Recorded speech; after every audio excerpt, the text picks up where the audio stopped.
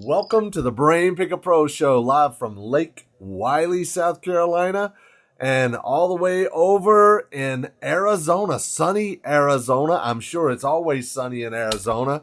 And it's my good friend, longtime friend. Man, we've known each other for, I don't know, maybe 20 years or more. Yeah, And yeah, it's been a long my time. good friend, note expert, coach, mentor, all around great guy, family man, and got a wife, 4 kids, anywhere from 17 to 5 years old, and is just living the life and having fun and making money. Please give a good warm welcome to Troy Fullwood. What's going on, buddy? Larry, thank you so much, man. It's an honor to be here with you and your guest, and I'm excited to dive in and share. What's going on in the note space. It's a lot of moving and shaking taking place all the way from Wall Street to Main Street. So looking forward to it. That is Thank you so so true, much. man. That is so true. I mean, there's you've been in this space a long, long time, and just to let people know, just to start out, I mean, I could tell them all about, you built Wall Street's first distressed asset fund. I mean, you've spoken at many of these big events like this. I mean, you're just a huge player in the space. But, where I remember you from is when I sold my very first note, my seller finance note, not my first note, but the very first note I sold to you was way Uh, back in like the early 90s or something, I believe it was somewhere yeah, around there, somewhere like yeah, early 90s. I was building houses in a subdivision, and I was uh-huh. buying. I bought the subdivision, cleared, graded, gravelled, and paved, and I built houses on the lots and sold the houses. And I remember we were doing seller financing and Uh-huh. selling you our notes. Remember Yeah. that? Oh, I do remember that. I remember those days. It was fun. I mean, it still is fun. And the type of work, the type of deals that you were doing back then are still very much a part of our industry today. And it's exciting to see the creativity and people living the dream. So yeah, I remember that. I remember that deal very well. It was I good know. stuff. It was good stuff. So start Uh, out and tell our listeners a little bit about yourself. Well, Larry, I've been in the paper business for 22 years. I started out originally buying seller finance paper from people like yourselves and other investors across the country. Right?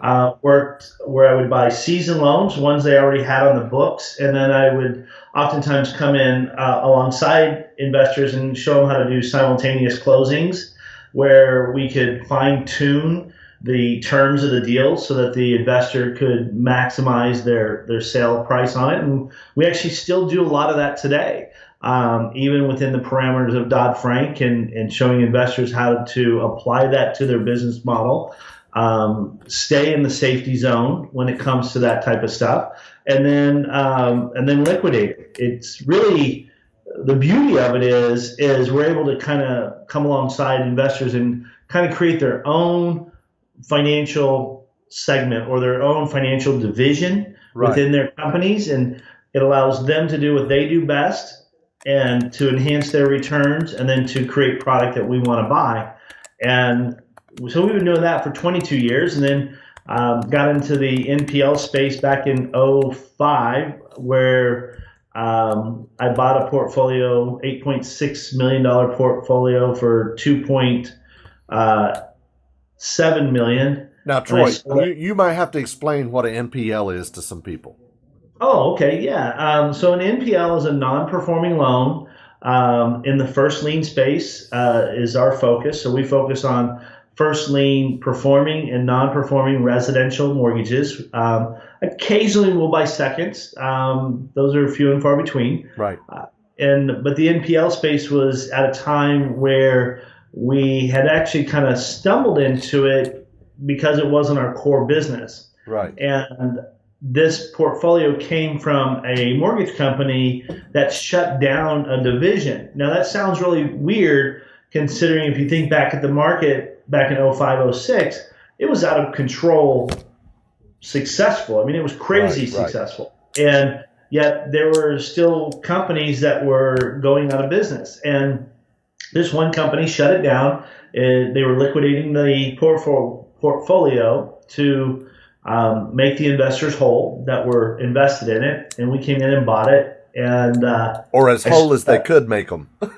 yeah, as whole as they could make them. And we bought that, and that particular deal, I didn't make a killing off of it, but it opened the door to amazing opportunities. So I bought that one for 2.7. I sold it for 2.8. Made $100,000 on the deal.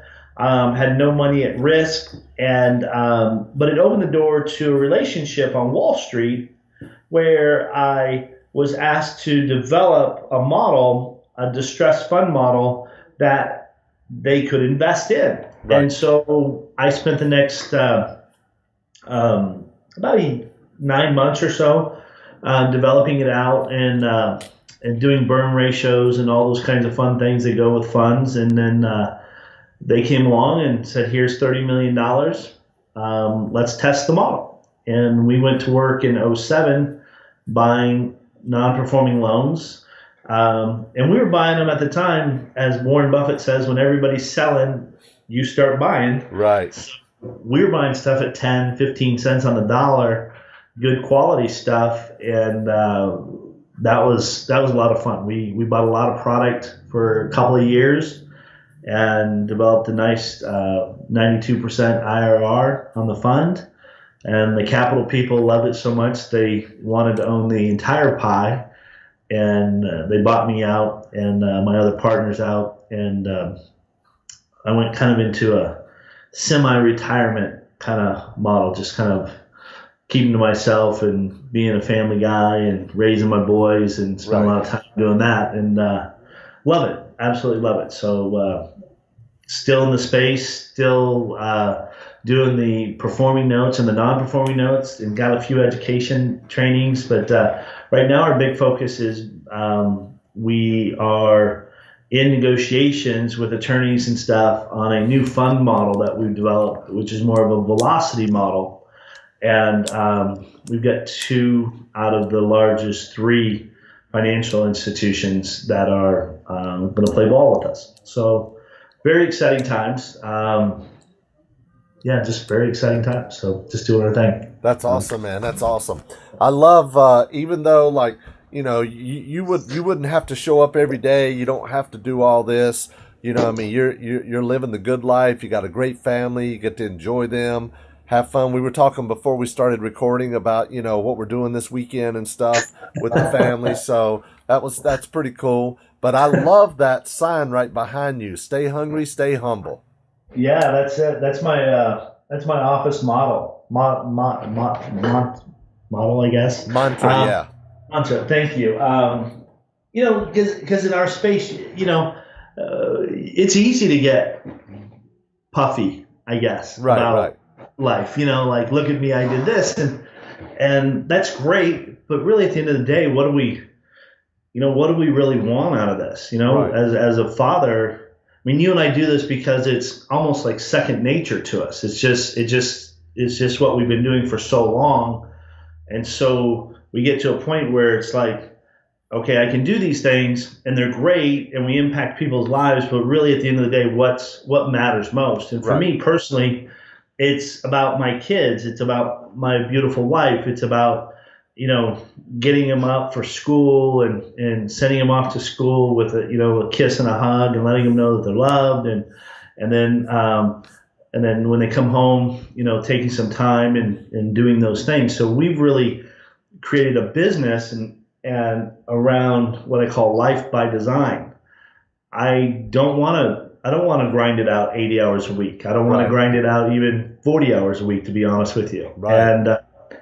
And there are times where I have to, because they're temporary and they're commitments that I have to keep. But it's imperative. It just is imperative, because I love what Warren Buffett says.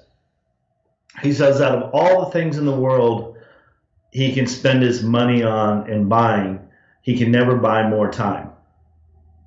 So he can literally buy an entirely new body, but he can't buy more time. Right. And so that's always been something that hits me really, kind of right between the eyes, especially Right. at my age, being 52. I, I love what we do. I love the people we help. Um, but I love being around the family, and keeping humble is part of it. Part of it. That's really, really important.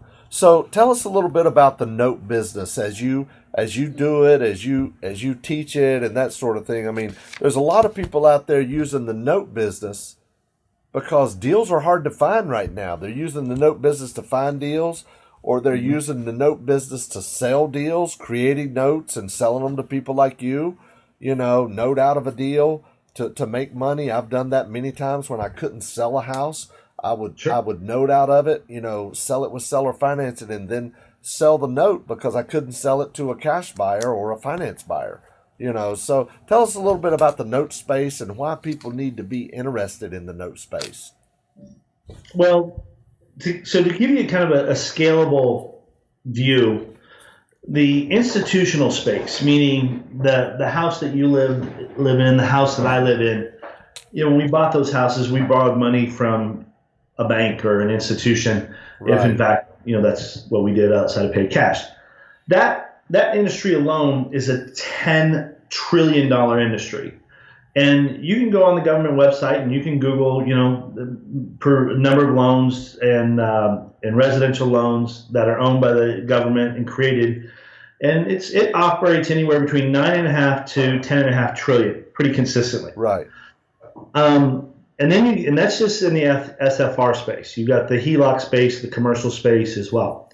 Then you've got the seller finance space, which is what you mentioned here. That's a 1.7 to 1.9 trillion dollar industry as a whole. So about 18% of all of the real estate sold across the country is sold with seller financing, whether that's a private buyer to a private seller to private buyer, Right. or it's somebody in your space that's selling a house, meaning from your company to a private buyer Right. model. And then you've got, just below that, you've got the NPL space, so the non-performing loan space. And this is all the stuff that went south. And that right now is hovering around about 450 billion, plus or minus. And then you've got the REO space, which is hovering around a billion as a whole. So that's the gamut of opportunity. For me, what always attracted me about the paper space was, one, it's a big pond with a lot of fish in it, a lot of opportunity.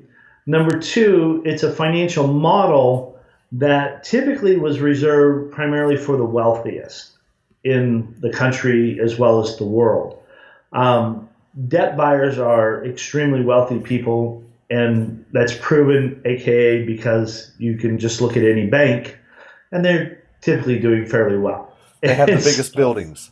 Yeah, they always have the tallest, biggest buildings. And in your neck of the woods, just that Carolina area, you got B of A right there with some pretty big buildings. So that being said, it's like, okay, well, if that's what these guys are doing, how can I learn what they're doing and apply it to a street level model where I can impact my personal house, like my world? And when I say my world, I'm talking about myself, my wife, my children. How can I create a better future for them? And that's usually what most people are looking for. They're looking like, how can I be a better husband? How can I be a better father? How can I be a better business leader or business person, a better investor? And how can I take care of my family? And so that was a driving force for me getting involved in it. With that being said, I went into that space because, one, I could do it nationwide. So I could do it anywhere in the country, even though I'm here in Chandler, Arizona. And it's just the paper side of it. So I don't have to do the fix and flip thing. I don't have to run down to Home Depot and do those types of things. Not that I'm against those things, but there's only one of me. There's only one Troy. There's only one Larry.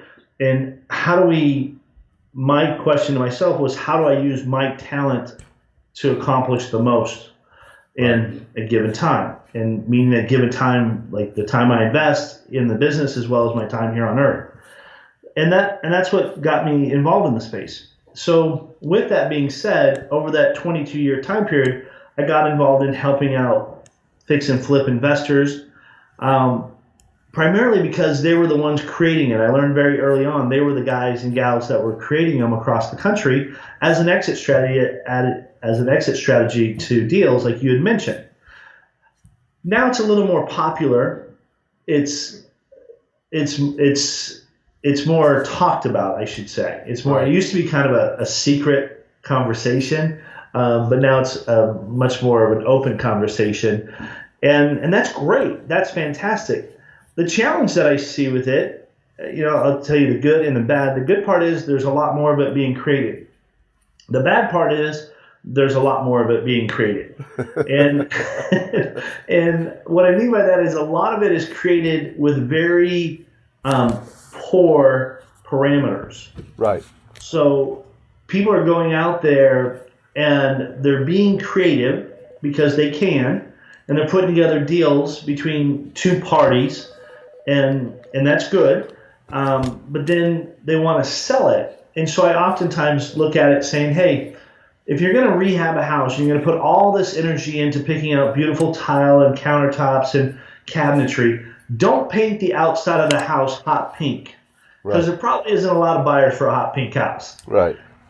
And so the same thing is true with a note. If you're going to create a note so that you have an exit strategy, even if that's not your original term. So if your original term is, I'm going to create this note for cash flow, which is a popular conversation, fantastic. That's great. But also, that would be plan A, but also create a plan B that says, hey, I may want to sell this someday. Even if that conversation is not today, look at it as a possibility. So design it so that it's sellable down the road. So I'll give you a couple of just parameters to kind of play in that typically will cover about 95% of the deals out there and create some good outline for anybody. So I would highly recommend that any buyer buying a house, and this is from a owner-occupied note. So Larry, if you were selling a property to Mr. Smith, you'd want Mr. Smith to put down 10% minimum. By the way, if Mr. Smith has got 20% to put down, take his 20%. Don't lock it into just 10. And the reason is because that's less money that you have to take a discount on down the road if you choose to sell. Right. So minimum 10%. You want to make sure they've got a decent credit score. Ideally 575 and above. Even better would be 600 and above. You want to do it on a interest rate anywhere between 7 to 9%. That keeps you within the Dodd-Frank guidelines. And then the terms, 10, 20, or 30-year terms. And then on top of that, so you got 10% down, 575 or better credit score, 7, 8, 9% interest rate, which is typically very affordable for most people, and then a 10, 20, 30-year term, no balloon, no prepayment penalty, and then make sure you income qualify them. Because no matter who that person is, whether the payment's a $300 payment or a $3,000 payment, it's relative to his or her earning ability. Right. And with that being said, you'll create a solid note that'll keep performing for years to come. Right. And that's what you want. What you want in the cash flow idea is you want cash flow, and the only way that happens is if you keep receiving it. That's true. So you want to make sure that happens, and you want to set the home buyer up for success. Now, the good part about using those parameters is, institutionally speaking, the rate today is around 4% on a 30-year term. So even having them at an 8%, there's a pain threshold there that would incentivize them to go out and clean up their credit or fix whatever issues are keeping them from getting and obtaining institutional financing. Sometimes it's just the price point of the house, but oftentimes it's credit, down payment, job history, things like that. Taxes, they don't have taxes ready to go. Right. Those are very common factors. But that is an incentive for them to go out and clean those things up, and then they can refi out of it. The beauty of that is if you play in that parameter, and this is the second part, this is plan B. So you got plan A, cash flow. Plan B is, hey, my life changed. Now, I don't know about you, Larry, so I'm just going to speak for myself, but my life's gone through a few changes in my 52 years.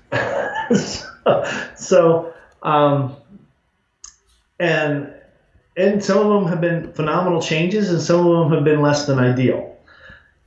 But at the end of the day, that's one given for all of us, that life will change.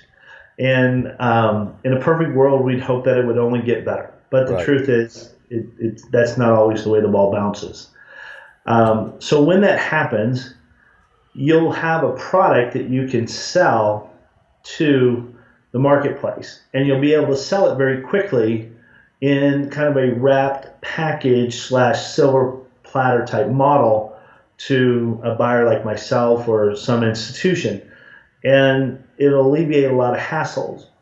The caveat I would put on it is, if you're going to do seller financing and carry back the paper, spend the $10 or $12 a month and have it serviced by a third-party servicer. Right. That way, it really is kind of a residual income model. It does create the cash flow, and that you're legally operating within the parameters of the servicing laws and regulations across the country. Not to mention, it just makes your life so much easier. It really does. I mean, we've all wasted $10, $12 from time to time. So, and to me, it's just part of being in business. At the end of the day, it's just a cost of business. That's so true. That's so true. You've mentioned a few things here that's very important. 575 to 600 plus credit score, 7 to 9% interest. You stay in the parameters of Dodd-Frank. 10, 20, 30 years. Of course, the way I like to do them is the shorter the term, the better, which means the higher the payment, which means the less discount you have to take if you have to sell it. You got to stay in line with the debt ratio, which is also a Dodd-Frank requirement if you're doing more than a few of these in a 12-month period of time. So how does a person make sure their loan is Dodd-Frank compliant? Well, the general rule of thumb is you can't do more than 3 a year with owner-occupied properties. Now, if you're selling to investors, Katie bar the door. You can do as many as you want. Right. But in the owner finance space, it's 3 a year per firm. So that's that. Number two is I'd highly recommend you use an RMLO or an attorney to draft all the paperwork when it comes time for that. But before you even get to that space, I would do a income qualification aspect, and your RMLO will typically do that for you up front, which is great. So that's a positive thing. But if you want to kind of do some quick numbers, you can download a debt to income calculator. They're all over the internet. And you can just plug in some numbers right up front and get a rough idea. But ideally, you want to stay below 35% debt to income on post-closing numbers. So after the loan is done, you want to make sure that borrower is at 35% or less. You can go a little bit above it, but that's more of a judgment call at the end of the day. What you don't want is to put somebody into a $1,000 a month mortgage payment when their income is $2,000 a month income. That's a recipe for disaster. And I know that there's probably some people out there listening. I'm sure there are a lot of people listening to this podcast. And one of the things that is oftentimes a conversation with investors is, well, if they quit paying, I'll just foreclose on the property and take it back. Right. And that is a model. That is a solution. That is an option. But what they often forget when they say those kinds of things is the cost of that overall foreclosure. Because there are certain things that they don't calculate. Number one is you got your legal fees. Then you've got typically property taxes of some kind, either back or soon to be. Right. You got forced placed insurance that you've got to kick in on. And then you've got your loss of return. So that monthly payment that you've now lost, that calculates into it. Right. And then you've got any upgrades, repairs, and issues once you get the property back, clean out, property preservation, and everything else. So when you add up all those numbers, is it really worthwhile to take that deal and just go get it back at the end of the day? And I found that 8 out of 10 times the answer is no. And so my advice on those kinds of things is this. If you have a borrower and you've done your deal and you're 12 months, 18 months into it, and this is how we've only had 9 foreclosures at Pinnacle in the last 22 years. This is our secret to it. This is a little secret sauce. The thing that you want to do is when that happens, and it will happen, because that's called life, and people will lose their jobs, people will get hurt, people will get divorced, people will pass away, and that affects the whole household. Whatever the issue is, sit down with the borrower and figure out a solution. If it's a lost job, I've had people that come to me and they're like, hey, Troy, I lost my job. I can't make my payment next week. Can you do this? Can you do that? I'll go and get their resume rewritten for them. I'll send me a resume. I'll take their resume. I'll go over to Fiverr. I'll hire somebody for $20 to rewrite their resume and send it back to them and say, now go get a job. And I want, go get this job. Not because I want them to pay me, but because they have electric bill, food bill, kids to take care of, car payments, insurances, cable bills, all of these things that are part of life that still have to be paid as well. I may be the biggest bill in their monthly expenses, but I'm not the only bill. You're showing you care too. Yeah, absolutely. And I'll tell them, just give me weekly updates. Tell me how many resumes you're putting out or how many interviews you've done, or, as long as they're giving it 110%, and they're focused on it, I'll take that payment. I may even take 2 payments and just push them to the back of the loan and give them some grace and let them get back on track, because they'll typically have a little bit of money saved up or a little bit of money in savings, and that'll get their electric bills paid and stuff like that, and that's fine. I'm not here to kick over the apple cart because of a scenario that happened to them, whether it was their fault or not. I'm not a judge, so I'm not here to investigate those things. I just want to make sure we get back on track. But that helps people. And like you said, you care. And just showing that 1 ounce of caring creates loyalty between you and that borrower. Right. Now they know that you're on their team and you're not treating them like a loan number. Like the big banks, they treat everybody like they don't know Larry and Troy by first names. They know us by a loan number. They only know us by first names if we pop up on their radar in a negative way. Thing. I hate to say that, but how else would you? I mean, you've got 1 million plus loans on your books. It's a different animal. So at our level, we're able to do those kinds of things, which I think creates a better product, which creates a better relationship, which creates a better environment, and we're able to alleviate stress, because that's one of the things that you and I do. We have a gift, we have a talent, we have insight, and we can fix problems for people. And that's why we get paid what we do, because we're problem solvers. And most people don't know how to solve the problems, but we can do those things. That's awesome, man. That's really, really good. You mentioned about a RMLO. You probably, if you're going to buy a note, you probably want that note originated by an RMLO anyway, which, by the way, if you guys aren't familiar with the term, residential mortgage loan originator, or officer, sometimes called.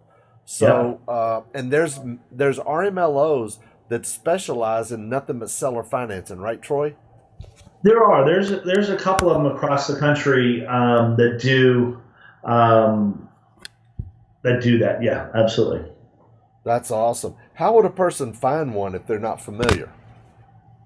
The easiest way to do it is actually just jump on Google and type in RMLOs in your area, Right. like North Carolina, South Carolina, Phoenix, and there's a couple hundred of them nationwide. The great thing about all of them is that they have to follow Section 32 and RESPA is what they're following. So they're Right. basically what they're doing is they're saying, okay, we originate loan docs for B of A, Wells Fargo, all of these major firms. Right. And we also have a division that will cater to seller financing. Right. And so the same thing we do for these big guys, we're going to do for you. And so they're following those guidelines, which puts you in the safety zone. That's awesome. In fact, there's an RMLO that I really like that specializes in seller financing. Good Steward. I'm sure you've heard of those guys. Great guys. Yeah. Great guy. Yeah, and they're out there in Tucson, close to you. Mm-hmm. Yeah, just down the road here, about 100 miles. Yeah. Yeah, so they'll originate the deal for you, and if I'm not mistaken, they do it nationwide. So that's a source right there. You also mentioned about servicing. It's very, very important that people understand. Yes, I might be able to collect the payments every month, just like I collect rent. But just like landlord-tenant laws, there's also servicing laws in every state, and every state can be different, right? Yes. So explain a little bit about why they want a servicer, besides the fact that, hey, if I'm servicing a loan, I might call them up at 11:30 at night. Where's my payment, right?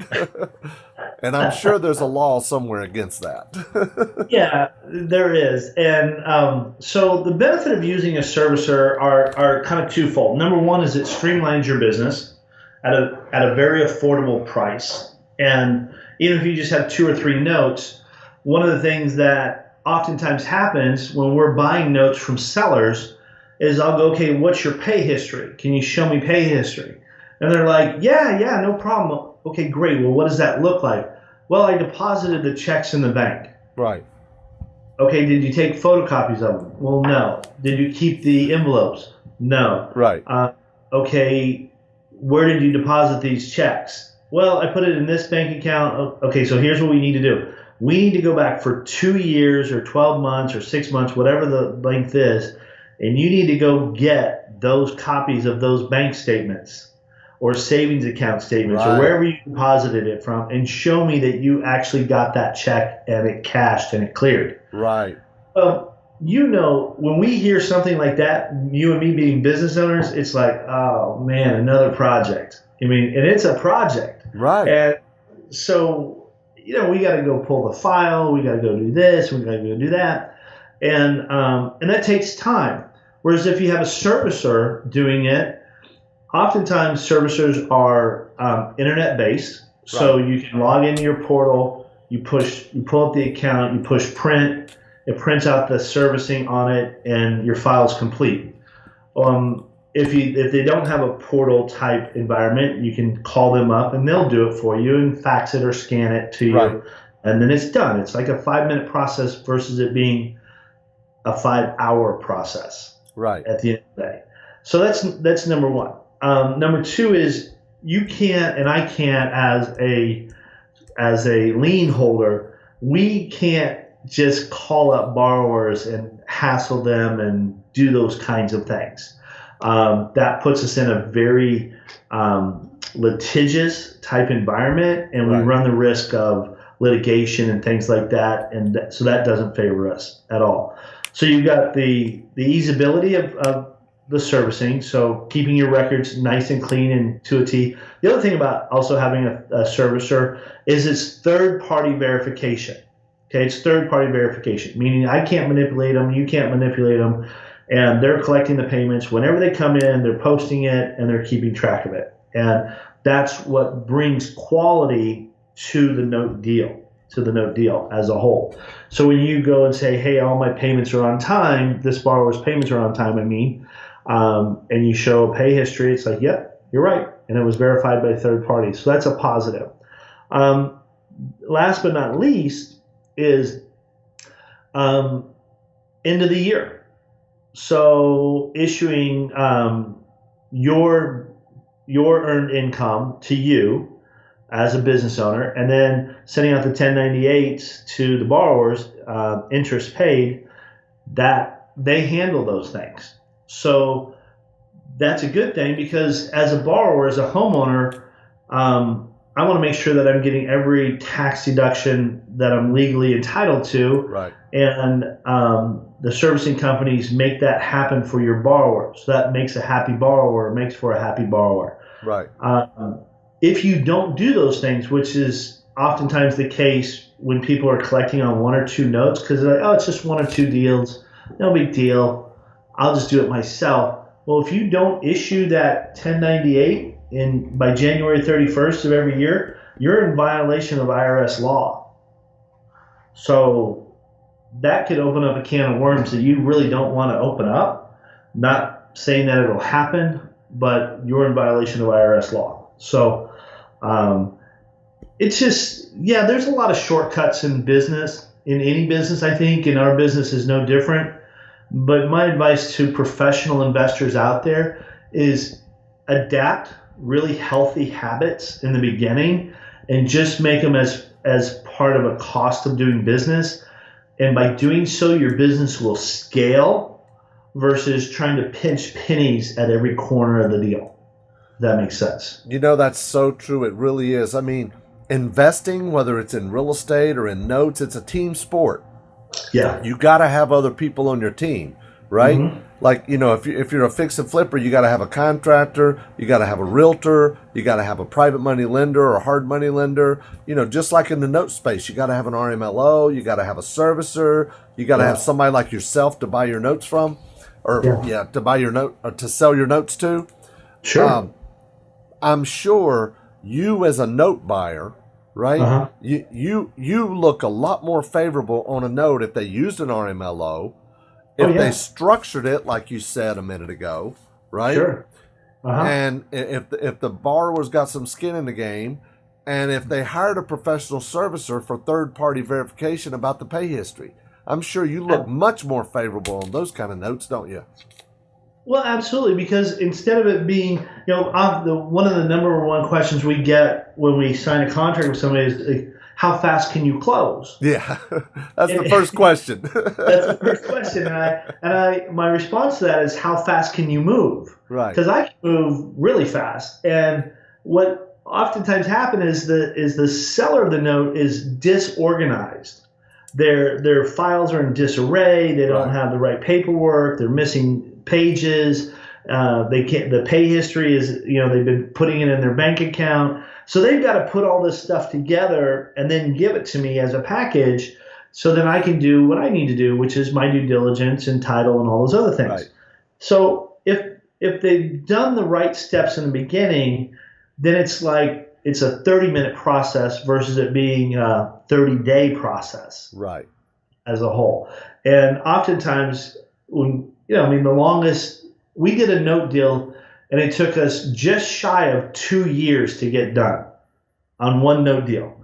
And it was by a very, very sweet lady who sold her house, private financing, to a friend of hers. They didn't keep very good records. Right. The paperwork was in disarray. She could only work on it part-time, and when she got around to it, things like that. So we were kind of moving at her pace. And had she have organized it a little bit better in the beginning, right, it wouldn't have taken two. And it's funny because she was wanting to buy another house. She was wanting to use this money to go pay cash for another house. Right. And that home seller stayed in the game. I was surprised they stayed in the game that long, but they did, and they eventually got it done. But yeah, absolutely, having third-party support only makes your team stronger. Yes, there's an investment to it, but when you look around, you see people like Larry succeeding and me succeeding or anybody else out there. We're succeeding because we're doing those things. That's because I'll just speak for myself. Larry, you can amen it if you want, but I did it the other way early on, and I found it very cumbersome and clunky and time consuming and stressful, and I just surrendered to the fact of having great people around me was a whole lot better than trying to be, wear a lot of hats. Now I don't wear all those hats. Like, I don't get involved in like servicing laws in all 50 states. People will ask me those questions, and I'm like, I don't know, call this servicer, because that's really what their expertise is. Right. Same thing with foreclosure laws in various states. I don't get involved in those things because if I have a foreclosure or I have to do something on a legal basis in another state, I'll hire an attorney in that state to handle that matter for me, and that way it keeps me in my safe zone or within the rails of our business. And not only that, but it lets you focus on your unique ability, which is putting deals together. Absolutely. We all have a strength, and I love using the analogy of football. You look at that team, if the quarterback had to hike the ball and then throw the ball and then run the ball, do all those things, and some of that he'll do, but it's not a common occurrence. Right. He surrounded himself with the best that he can. He's got a phenomenal center. He's got a great right tackle, right end, left end, wide receivers, running backs. And his job's to call the play, hike the ball, and hand the ball to whomever or throw the ball to whomever. Exactly. And that's what moves the ball down the field, whether it's 2 yards or 20 yards. It moves. That's the goal, to work as a team to move the ball down the field. Awesome. Troy, man, this has been some great stuff. We've been on here almost 45 minutes now. This is awesome. Really. So, man, this is good stuff. If somebody wanted to reach out to you, maybe they wanted to help, a little bit of help on structuring a seller finance deal, or maybe they wanted to sell a note, or sure. you sell notes to people as well. Maybe they want to buy a note, right? So tell our listeners how you can help them and how they can reach out to you. All right, hold on one real quick second. So, I forgot to get this earlier. So, the easiest way to get a hold of us is you can go out to our website, or our corporate website, which is pinnacle-investments.com. That's our corporate website, and it's got all of our contact information, my email, our phone numbers. So if you've got questions, you can call. Also, if you want to submit a deal, you want to sell one, there's a quote page there, and that as well. But the other thing is if you go to Troy Fullwood, and that's TroyFullwood.com/book, you can get our new Amazon book. This is a free book. All you have to do is pay for shipping and handling. It's like $10.97 for shipping and handling. But the cool thing about this is we were Amazon bestseller in mortgages, ethics, and real estate. Awesome. Were the 3 categories that we were bestsellers in. That's great. What's that? I said that's great. I love it. Yeah, it was a lot of fun when it came out. But here's this little medallion. You can kind of see it there. Free investing tools included. At the back of the book, after you read the book, at the back of the book, there's a link where you can get an entire training. It's like 50 videos of notes and how to structure notes and note wholesaling if you're interested in that. And it's a great introductory course. It's free at no cost. And there's some fun tools in there and resources that you can use to introduce yourself to the space. But like I said, we're always here to buy notes, and oftentimes we have notes for sale as well. So let us know who you are, and looking forward to meeting everybody. It's fun. I love doing these things, and thank you, Larry, so much for having me here today. I truly appreciate it.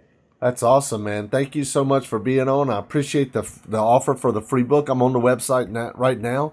Looks like an awesome book, and I'm going to have to get my copy as well. That's great.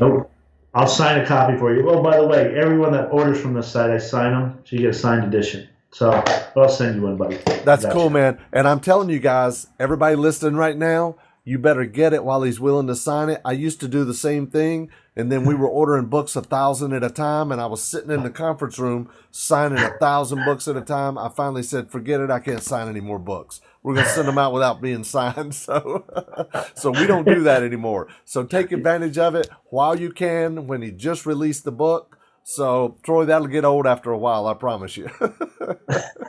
Writer's cramp. Exactly.